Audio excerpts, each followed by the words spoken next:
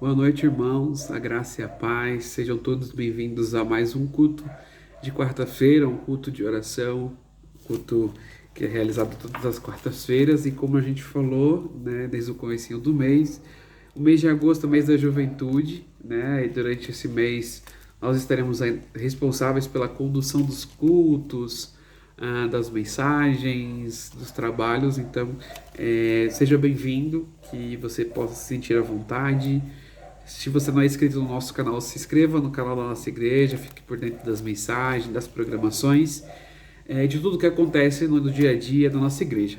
É, Se você é novo aqui, seja bem-vindo, como eu falei. E eu queria te convidar a ler um texto nessa noite que se encontra em Mateus 7:7, que tem muito a ver sobre o que estamos fazendo aqui, e a nossa preocupação e a nossa motivação de buscar Deus em oração. E aí próprio Jesus diz assim: peçam e vocês receberão aquilo que pedirem, procurem e vocês acharão. Batam e a porta se abrirá. Todo aquele que pede, recebe. Qualquer um que procura, acha. Se vocês baterem, a porta será aberta. Amém? Então, o nosso próprio Jesus está nos ensinando e nos motivando a buscar ao Senhor, a pedir a Ele. E o texto está falando que se a gente pede, a gente vai receber. Se a gente procura, a gente também vai achar. E aquele que bate a porta, ela será aberta. Então, há muitos motivos que estamos aqui para agradecer, também para pedir o nosso momento com Deus, né, na quarta-feira. Uma boa notícia, o pastor Joel já voltou, né? Voltou de viagem, deu tudo certo. Isso é um grande motivo de uma grande alegria. Deus escutou nossas orações, tem cuidado dele, da sua família, do seu Inácio também. Então, a gente quer iniciar nessa noite agradecendo, né? A gente chegou até a quarta-feira, então a gente tem motivos para agradecer. Se de domingo até aqui o Senhor nos guardou, o Senhor cuidou de nós, então a gente tem muitos motivos e também a gente tem muitos motivos daqui para frente, né? Eu vou também estar orando pela vida da Lu. A Lu vai trazer a meditação hoje, então abra o seu coração, fique atento, pegue seu caderninho aí, faça as anotações e que Deus abençoe você e a condução dessa noite, o restante dessa semana. Amém? Deus, nós te louvamos e te adoramos. Obrigado, Deus, por teu cuidado, pelo teu amor e pela tua fidelidade. Não nos faltam motivos para agradecer, são incontáveis motivos de gratidão e somente gratidão de tudo que o Senhor tem feito, o Senhor tem cuidado. Obrigado porque o Senhor nos trouxe até aqui. Aqueles que estão aqui pela primeira vez, que o Senhor também esteja abençoando eles, seu lar, e as pessoas que também estão acompanhando, que elas possam se sentir à vontade e que o Senhor fale aos corações dela.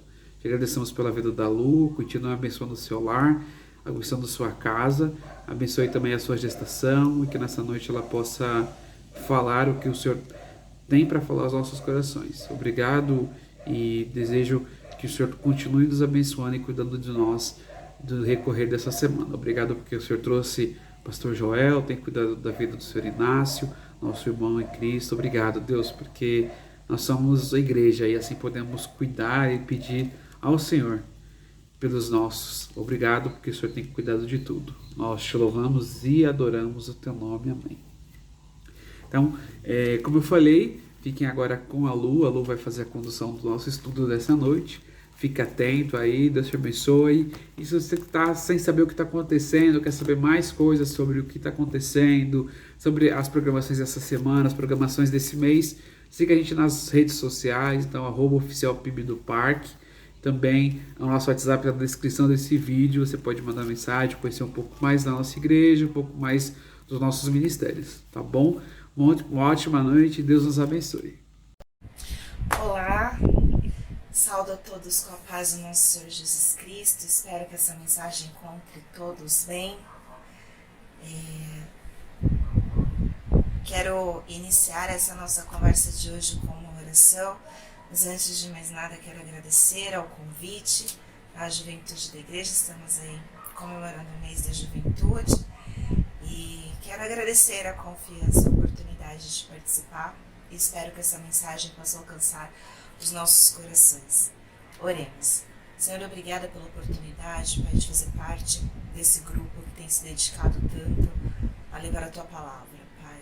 Abra os nossos corações, quebranta os nossos corações para que possamos ouvir a Sua voz através dessa mensagem, que os nossos eus agora possam ser calados e que as nossas mentes possam ser abertas para aprendermos um pouco mais de Ti, Pai. É uma mensagem um pouco difícil, mas extremamente necessária, e eu espero que ela vá ao encontro de todos os corações e de todas as mentes.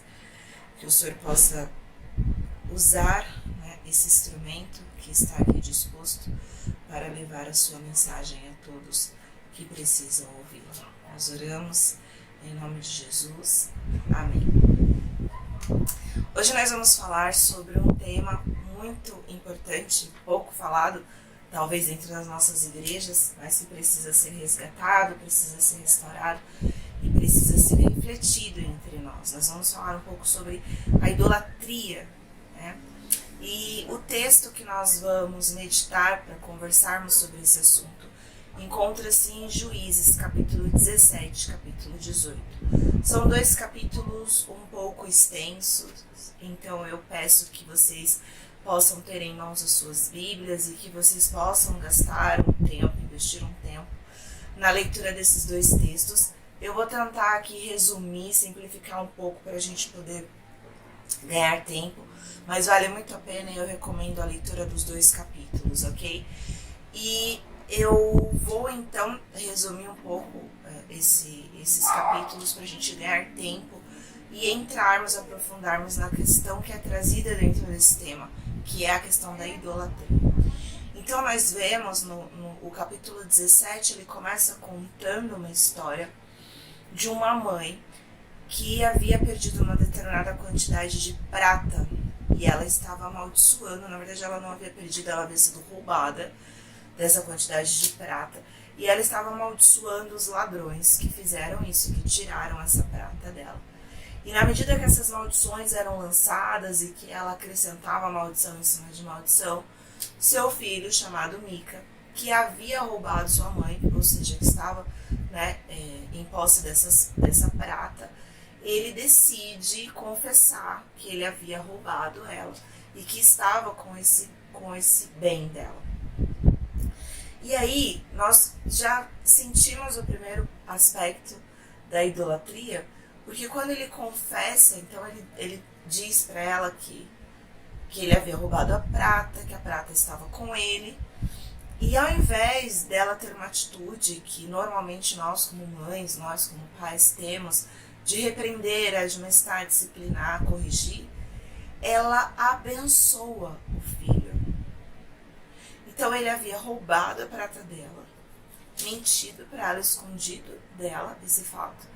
E quando ele declara que ele havia feito isso, ela o abençoa. E com receio das maldições que ela havia lançado, tendo ela consciência de que uma vez que ela lançou as maldições, certamente seu filho iria padecer sobre elas, numa tentativa de quebrar o poder das suas maldições, ela decide então usar parte daquela prata para construir um deus, né, um ídolo, uma estátua, e prestar culto, sacrifício em prol de abençoar o seu filho, protegê-lo das maldições que ela já havia lançado anteriormente. E aí nós vemos que essa mulher, ela tinha um problema com a idolatria. E ela tinha um problema com a idolatria. Inicialmente, a gente já nota isso na maneira como ela se comportava com o filho dela. Então ela tinha uma admiração exagerada pelo seu filho, de maneira que quando ele confessou algo errado, quando ele confessou algo que precisava ser corrigido, ao invés dela fazer isso, ela imediatamente o abençoa, ou seja, ela encobre o erro dele e tenta abençoá-lo em cima disso. E ainda demonstra um outro problema com a questão da idolatria, quando ela decide usar parte daquela prata para construir uma estátua, um ídolo, e prestar então culto a este ídolo. Então nós vemos que essa questão da idolatria já existia no coração, no comportamento, nos hábitos dessa mulher.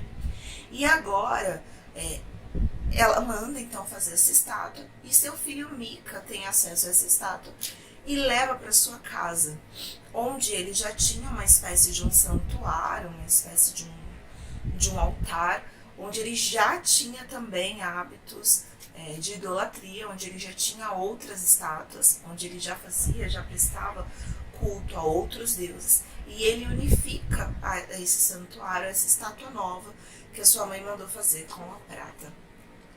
E aí nós vemos que Mica, então, já traz da sua carga hereditária, digamos assim, essa questão, essa disfuncionalidade com a idolatria. E ele já pratica, então, atos religiosos consagrados a esse tipo de imagem. E ele, então, a Bíblia relata que ele tem um ambiente, né, que imita um ambiente de um santuário, de um templo onde se prestava culto a Deus. Então ele tem lá, né, todos os procedimentos religiosos normais de uma celebração a Deus, de um culto a Deus. E aí ele transfere essa questão da idolatria que ele já traz, ele já carrega da sua mãe, ele já conviveu com aquilo, ele arrasta esse problema da idolatria para o seu filho, onde ele manda fazer uma veste sacerdotal, e ele nomeia o filho dele como sacerdote, para prestar então culto e realizar os sacrifícios, enfim, estabelecer, né, todo o ritual religioso dentro daquele santuário que ele tem dentro da sua casa. Então nós vemos que essa família é uma família que ela tem esse problema enraizado de idolatria. E essa idolatria, ela é fundamentada, passada de geração em geração. E eles levam isso muito a sério, né? Eles realmente acreditam que vão ser abençoados e que fazendo esse tipo de adoração, esse tipo de estrutura devocional humana, eles estão aí tendo acesso aos benefícios, né, sendo abençoados, enfim. E aí me chama a atenção porque quando a gente pensa em idolatria, a gente pensa única e exclusivamente nessa questão de estátuas, de objetos, né, de coisas materiais que a gente passa a consagrar. Mas a definição da idolatria, ela também se estende não somente para essa questão de objeto, mas também para a questão de pessoas. Na verdade, a definição dessa palavra idolatria, ela está relacionada tanto a uma estátua ou objetos que podem ser cultuados como deuses, como também pessoas, né, a quem se denota um certo tributo, um afeto excessivo, né, e de maneira geral traz aí a presença, né, de uma espiritualidade real. Nos objetos acredita-se que habita-se um espírito, né, celestial que possa fazer coisas extraordinárias e grandiosas, e quando a idolatria ela é transferida para pessoas, acredita-se então que essa pessoa ela mereça ter algum tipo de admiração especial, algum tipo de, enfim, de carinho, amor excessivo, paixão, enfim. E aí, essa família tinha essa desfuncionalidade, digamos assim, voltada à idolatria. E era algo muito enraizado, como a gente pode observar. Quando a gente passa para o capítulo 18, a gente vê ainda no capítulo 17, perdão, ocorre uma outra situação. Aparece na história um levita que saiu da sua tribo, né? Esse levita ele era consagrado ao Senhor, ele cultuava, né? Ele prestava serviços no templo do Senhor, era um homem que conhecia Deus, que conhecia os rituais, que trabalhava, né, em serviço do templo. E esse homem, por alguma razão, ele saiu da sua tribo e ele foi caminhando até que ele encontrou Mica. Um ventinho aqui. Ele encontrou Mica e estudiosos acreditam que poderia haver duas possibilidades desse homem ter se deslocado da sua tribo. A primeira possibilidade seria o fato do povo, por alguma razão, ter perdido a credibilidade nos líderes religiosos, e ter deixado de contribuir com as ofertas e os dízimos, de maneira que faltou sustento, faltou recursos para que esses levitas pudessem se manter, visto que eles sobreviviam desse recolhimento, né, das ofertas e dos dízimos que eram levados ao templo. Então, o povo deixou de contribuir, logo faltou recursos, eles precisaram buscar outra alternativa de sobrevivência. Então, eles acabaram abrindo mão dos seus ministérios e saindo em busca de sobrevivência. E a outra possibilidade que os estudiosos cogitam seria uma questão mesmo de idolatria pessoal, mais atrelada à ganância, em busca de algo que pudesse proporcionar um pouco mais. Então, poderíamos cogitar a possibilidade desse levita estar insatisfeito com o que ele recebia e haver um desejo dentro do coração dele de ter mais, de ganhar mais, um sentimento de eu mereço mais, eu posso mais, eu vou buscar mais. Não sabemos ao certo qual foi o impulso que levou esse levita a sair da sua tribo, mas o fato é que ele saiu da sua tribo e ele foi parar na casa de Mica. E quando Mica soube, né, que ele era um levita, um homem conhecedor dos rituais, né, um homem conhecedor das leis de Deus, do funcionamento, né, de toda essa performance, vamos dizer assim, espiritual, ele imediatamente convida Mica para ser seu sacerdote pessoal. E Mica aceita imediatamente. E o levita aceita imediatamente, né, o Levi. Ele aceita ser esse sacerdote pessoal de Mica em troca de sustento, vestes e em troca do prestígio, né? Ele agora não ia mais ser um levita que trabalharia junto com outras pessoas, não, agora ele seria um sacerdote exclusivo, um sacerdote respeitado por aquela casa. Ok, então nós vemos que temos aqui alguns personagens e todos com o mesmo problema, todos com essa disfuncionalidade de idolatria dentro dos seus corações, uns por objeto, outros por emoções distorcidas e outros por busca, né, de uma santidade facilitada, um caminho mais acessível. E aí a gente passa para o capítulo 18, onde nós vemos que a tribo de Dan, ela está empenhada, né, em invadir uma terra, visto que eles ainda não tinham conseguido tomar posse do território que eles receberam através do sorteio sagrado, porque já havia ocorrido um sorteio de divisão das terras, mas eles ainda não tinham conseguido tomar posse das terras em que eles foram contemplados através desse sorteio. Então eles estavam em busca de invadir uma terra, e essa terra ficava próxima à casa de Mica, e eles acabaram se deparando com Mica, e eles viram que na casa de Mica existia um sacerdote, né, exclusivo, e que haviam deuses, né, estátuas que eles consagravam e prestavam culto, e eles aproveitaram aquela oportunidade. Eu quero só lembrar aqui o nome da cidade que eles estavam dispostos a invadir: Zorá e Estaol.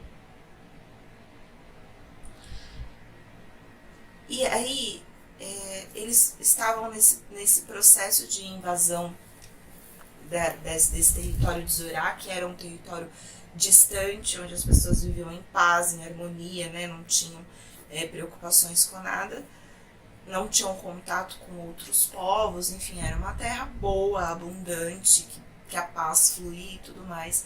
Eles mandaram espiões observar como que era o funcionamento dessa terra e tudo mais, e foi muito agradável o que eles observaram, eles decidiram que eles iriam invadir. E aí eles aproveitaram que eles encontraram Mica, e que Mica tinha esse sacerdote, que tinha toda essa religiosidade aparente, e questiona ao Levi se eles iriam, pede para que o Levi questione ao Senhor se eles iriam conseguir conquistar aquela terra, se eles poderiam invadir aquela terra, se o Senhor estaria com eles. E o Levi, ele diz, né, vocês podem ir tranquilos, no versículo 6 do capítulo 18, vocês podem ir tranquilos, disse o sacerdote, tudo ocorrerá bem, porque o Senhor cuidará de vocês. E aí esses homens partiram, fizeram a invasão da terra, e de fato, né, deu tudo certo. E aí no trâmite, né, dessa invasão, eles decidiram passar na casa de Mica e pegar, né, todos os objetos, todas aquelas estátuas, e levarem isso com eles, porque eles acreditavam que aquilo iria proporcionar para eles outras bênçãos, outros acessos, enfim, a questão da adoração, né, a esses objetos. E aí o Levi estava na porta e disse, o que vocês estão fazendo? E então ele recebeu uma proposta, eram cerca de 600 homens, a Bíblia diz que eram em torno de 600 homens que estavam para fazer essa invasão. E aí o Levi pergunta, o que vocês estão fazendo? E diz, bom, nós estamos levando, fique quieto, nós estamos levando os deuses conosco e tudo mais, você não quer vir conosco? E eles fazem uma proposta que vai direto na idolatria do coração desse Levi. Eles dizem assim, não seria melhor ser um sacerdote de uma tribo do que o sacerdote de uma única pessoa? Porque se o sacerdote ele era sustentado por Mica e ele recebia X, se ele fosse sacerdote de uma tribo, ele iria receber Y. Então aquilo mexeu diretamente com o coração do Levi e ele foi junto com eles. Quando Mica percebeu a situação, reuniu um povo e foi atrás deles em busca de brigar e reconquistar os ídolos e o sacerdote. Mas quando eles viram que o povo era muito mais numeroso, o exército era muito maior do que as pessoas que eles haviam reunido, eles acabaram desistindo. E a Bíblia relata que Mica ficou muito abatido com isso e era como se a vida dele estivesse prestes a acabar. Ele se sentiu sem nada. Poxa, levaram os meus deuses, levaram a minha prata, levaram tudo que eu tinha, meu sacerdote, e agora, né? Tipo, acabou. Por quê? Porque toda a confiança dele estava pautada naquilo que ele possuía. Esses são os relatos dos textos do capítulo 17 do capítulo 18. Então nós vemos que a idolatria, ela tem essa capacidade de cegar as pessoas. É basicamente a pessoa dedicar a sua confiança a algo ou alguém, dedicar o seu coração a algo ou alguém de forma tão excessiva, de forma tão apaixonada, de forma tão entregue, ao ponto dessas pessoas acreditarem que a vida gira em torno daquilo. Se elas perderem aquilo, elas perdem completamente a razão de viver. E a palavra do Senhor nos exorta a não termos esse tipo de comportamento e a termos cuidado com a questão da idolatria. Em Êxodo 20, dentro dos 10 mandamentos, o Senhor nos ordena que não devemos adorar, não podemos ter outros deuses além dele, visto que ele conhece as paixões que habitam dentro do coração do ser humano. E não é somente uma questão de ciúme, não é somente uma questão de propriedade, mas também uma questão de cuidado e de amor, porque ele sabe que a idolatria é capaz de nos destruir. E quando nós refletimos sobre esses dois textos, nós ficamos pensando, né, como que pode, né, as pessoas chegarem a um ponto de cegueira espiritual tão grande que elas não conseguem entender que aquelas estátuas não têm poder para fazer nada, que a prata e o ouro podem ser facilmente perdidos, que não há estabilidade dentro desse tipo de confiança. Como que as pessoas podem, né, gostar tanto, amar tanto, se entregar tanto a relacionamentos ao ponto de deixarem Deus em segundo plano? Mas a verdade é que a idolatria era um problema que era combatido de frente no Antigo Testamento e que ele também foi combatido de frente no Novo Testamento e que nós ainda enfrentamos nos dias atuais. E aí nós paramos para pensar, não, mas eu não tenho nenhum ídolo na minha casa, eu não tenho nenhum objeto que eu faça esse tipo de idolatria. Eu certamente estou livre desse pecado da idolatria, eu estou livre dessa prisão da idolatria. E aí eu trago aqui então alguns pontos para que possamos refletir sobre esse assunto e checarmos dentro dos nossos corações se de fato nós estamos tranquilos quanto a isso, se nós estamos respaldados quanto a isso, se nós estamos livres de fato desse problema que é a idolatria. Quando nós trazemos para os nossos dias de hoje, se nós pensarmos em idolatria olhando para a questão de objetos, nós podemos pensar se nós não somos muito dedicados a direcionarmos a nossa atenção para objetos como carros, sabe? Pessoas apaixonadas por carros, modelos, seriam capazes de fazer qualquer coisa, casas. É muito comum objetos que trazem uma representação de símbolos, de acessos como cristais, amuletos. O meu marido até brinca, né? As macumbas gospels, né?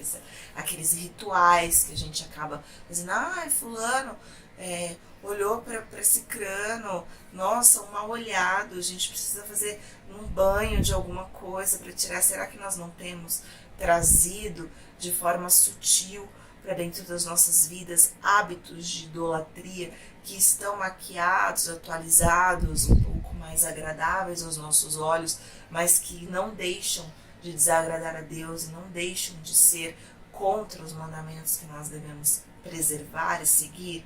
Quando nós pensamos em pessoas, me remete até o texto de Mateus 10, 37, onde o Senhor condena aquele que ama mais pai ou mãe ou qualquer pessoa acima dele, e ele diz, né, que essa pessoa não é digna, né, de amá-lo.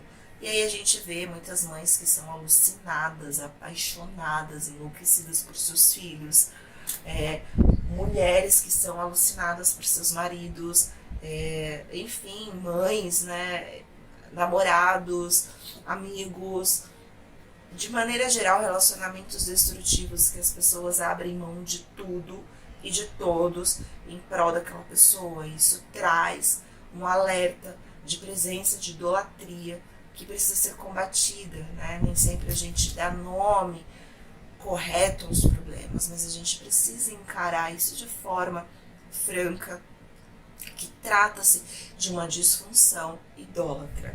Quando nós pensamos, né, na questão do mundo, né, a palavra do Senhor nos diz que nós não devemos nos conformar com os padrões estabelecidos pelo mundo, mas que nós devemos nos transformarmos através de uma transformação de mentalidade, ou seja, de contra o sistema. Existe até aquela expressão de nadar contra a maré. Por quê? Porque o que o mundo nos proporciona pode nos trazer esse câncer chamado idolatria. O que no mundo, né, quando eu penso nisso, nessa expressão, me vem o texto que está em 1 João, capítulo 2, do 15 ao 20, né, onde a palavra do Senhor nos traz essa reflexão. Quando nós pensamos no mundo, o que pode ser idolatria nos tempos atuais, pensando nessa questão de mundo? A moda, né, quantos crentes não estão escravizados com as tendências, precisam a qualquer custo estarem atualizados dos objetos atuais, celulares, tênis, roupas, corte de cabelo, estilo. As redes sociais, né, são escravos da sua própria aparência. A própria aparência, preciso a qualquer custo mudar meu corpo, mudar o que eu tenho, o que eu sou, para agradar. Por quê? Porque eu preciso ser reconhecida. Entra na idolatria do status. Não, eu preciso ser reconhecida, eu preciso ser visto, eu preciso disso. A vaidade, né, uma vaidade exagerada. Eu vejo, isso é um problema que nós temos principalmente com os nossos jovens. Infelizmente, eles estão tão cheios de si. Você entra na rede social de alguns e tudo gira em torno deles, sabe? É o tempo inteiro, eles são loucos por eles. É o tempo inteiro eles expondo a imagem deles, fotos deles, sabe? Parece até que eles acreditam serem as coisas mais belas que Deus criou. Tipo, eu sou a criação mais linda que Deus criou, porque tudo gira em torno da vaidade, da aparência, outras questões de idolatria que nós vivenciamos hoje, a questão da cobiça, né, que nos traz a insatisfação. Nós estamos sempre olhando para o outro, nós estamos sempre buscando, desejando o que está na vida do outro, e isso a gente acaba idolatrando, que o outro conquista, as marcas, né? Nós vivemos uma atualidade muito voltada aos prazeres, os prazeres da carne, os prazeres, né? Eu preciso ter prazer, eu preciso... eu não posso participar disso porque isso não me dá prazer. Então, aquela busca incessante por prazer, existe uma idolatria voltada para o prazer, né? Outra questão que nós vemos também, satisfação pessoal. E a palavra do Senhor nos ensina, né? Em Provérbios 4:23, que sobre todas as coisas que devemos guardar, nós devemos guardar o nosso coração, porque dele procedem as fontes da vida, né? E o grande ídolo que tem sido combatido ao longo de todo o tempo da nossa sociedade e que ainda é um dos principais cânceres da nossa sociedade é a idolatria ao Deus Mamon, ou seja, ao dinheiro, né? Pessoas que fazem qualquer coisa e abrem mão de tudo e todos em prol de obter dinheiro, né? Idolatram essa questão do dinheiro. A palavra do Senhor não condena ter mais dinheiro, a palavra do Senhor não amaldiçoa o dinheiro, a palavra do Senhor reconhece o que o dinheiro faz, mas ela é bem específica, que o problema não é o dinheiro, o problema é o amor ao dinheiro. Então eu espero que possamos refletir sobre esses pontos e analisarmos as nossas vidas. Eu convoco a todos essa noite que paremos um instante e façamos uma reflexão. Será que há alguma idolatria na minha vida, na minha casa, na minha mente, no meu coração, que esteja infiltrada de forma sutil, que eu não esteja percebendo? Oro, rogo para que o Senhor possa abrir os nossos olhos espirituais e possa nos dar condições de levarmos, caso tenhamos algum tipo de idolatria nas nossas vidas, aos pés de Jesus Cristo, para que Ele possa tirar isso de nós através do nosso arrependimento, por intermédio da graça de Jesus Cristo conquistada na cruz. Eu peço que o Senhor nos conceda, né, essa oportunidade de nos limparmos, de nos santificarmos e de termos o nosso templo totalmente edificado e consagrado ao único que é digno, ao nosso amado Jesus Cristo e ao nosso Pai eterno, a quem um dia estaremos unidos. Senhor, eu quero te agradecer por essa palavra, que ela possa alcançar os nossos corações. Caso, Senhor, encontre em nós algum tipo de idolatria, em nome de Jesus, Pai, mostre-nos, conduza-nos ao arrependimento, que possamos ser purificados, levados aos teus pés, Pai, para que sejamos, então, sal e luz para aqueles que estão perdidos, que possamos ser exemplo, que possamos refletir a tua misericórdia, a tua glória, o teu amor. Nós oramos em nome de Jesus. Amém. Fiquem com Deus. Um abraço.